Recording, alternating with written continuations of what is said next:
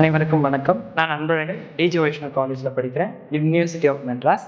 So இது வந்து பார்த்தீங்கன்னா என்எஸ்எஸ் அண்ட் ஃபேக்ட் செக் சேர்ந்து 3 days state level work shop conduct பண்ணியிருந்தாங்க.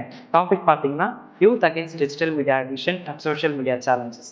சோஷியல் மீடியா சேலஞ்சஸ் எடுத்துக்கிட்டாலே நம்மளும் அதுக்குள்ள அடிக்ட் ஆகிட்டு தான் இருக்கும். ஸோ இந்த ஒர்க் ஷாப் வந்துட்டு நம்மளுக்கு ரொம்ப யூஸ்ஃபுல்லாக இருக்கும் அப்படின்னு சொல்லி தான் நாங்கள் நேர் கொடுத்துருந்தோம்.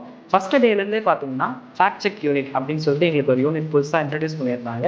அப்படின்னா ஒரு செய்திகள் நம்மளுக்கு வருது வாட்ஸ்அப்லையோ இன்ஸ்டாலையோ ஃபேஸ்புக்கோ எதில் வருதுனாலும் நம்ம அதை ஃபேக்ட் செக் பண்ணிட்டு தான் மற்றவங்களுக்கு ஷேர் பண்ணணும். ஏன்னா அது செய்தி வந்துட்டு உண்மை நம்ம நம்பக்கூடாது. ஒரு செய்தி நம்மளுக்கு வருதுன்னா அதை நம்ம ஃபஸ்ட்டு செக் பண்ணிட்டு தான் மற்றவங்களுக்கு பகிரணும் அப்படின்னு நாங்கள் தெரிஞ்சுக்கிட்டோம்.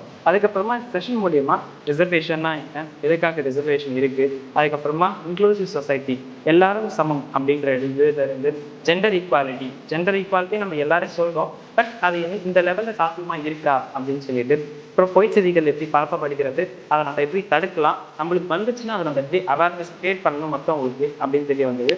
அப்புறம் ஹேட் ஸ்பீச் இப்போ வந்து ரொம்ப இம்பார்ட்டண்ட்டாக போயிட்டு இருக்குது அப்படின்னு யூஎன் அப்படி சொல்கிறாங்க.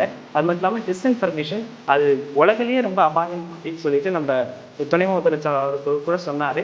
ஏன்னா அது எந்த அளவுக்கு நம்மளை இம்பாக்ட் பண்ணுதுன்னா, ஒரு செய்தி வருது, அது என்ன எதுனே தெரியாமல் நம்ம 100 பேர் டக்குன்னு ஷேர் பண்ணிடுறோம். அந்த 100 பேர் 1000 பேருக்கு ஷேர் பண்ணுறோம். ஆனால் அந்த செய்தியோட உண்மைத்தன்மை அந்த இடத்துல தெரியப்படவில்லை. ஸோ இந்த மாதிரி நம்ம எல்லாத்தையும் தரவரிசை பார்த்து செக் பண்ணிட்டு பண்ணணும். இந்த ஃபேக்ட் செக்கோட நோக்கம் வந்து பப்ளிக் என்னவா இருக்கும் நாங்கள் ஃபீல் பண்ணோம்னா, மக்கள் வந்துட்டு இதுக்கப்புறம் எந்த செய்தி வந்தாலும் அதை வந்து அவங்களே பகுத்தறிஞ்சு இதான் உண்மை செய்தி, இதான் பொய் செய்தி, அதை அவங்களே புரிஞ்சுக்கிற அளவுக்கு இந்த ஃபேக்ட் செக் எடுத்துகிட்டு போவோம் அப்படின்னு நாங்கள் நம்புகிறோம். அது மட்டும் இல்லாமல் மக்களுக்கு நாங்கள் என்எஸ்எஸ் வாலண்டியர்ஸும் இது மாதிரி இதெல்லாம் இருக்கு, இந்த மாதிரிலாம் நீங்கள் வழிகாட்டுதல் ஃபேக்ட் செக் யூனிட்ஸோட பண்ணீங்கன்னா நீங்களும் உண்மை செய்தி பொய் செய்தியை நீங்கள் அறிஞ்சிக்கலாம். இந்த மாதிரி இன்ஃபர்மேஷன் இன்னோவேட்டிவ் செஷன் கொடுத்ததுக்காக சீஃப் மினிஸ்டர் அவர்களுக்கும் டெப்யூட்டி சீஃப் மினிஸ்டர் உதயநிதி அண்ணா அவர்களுக்கும் நன்றி தெரிவிச்சுக்கிறேன். வெளியீடு உங்கள் செய்தி மக்கள் தொடர்புத்துறை.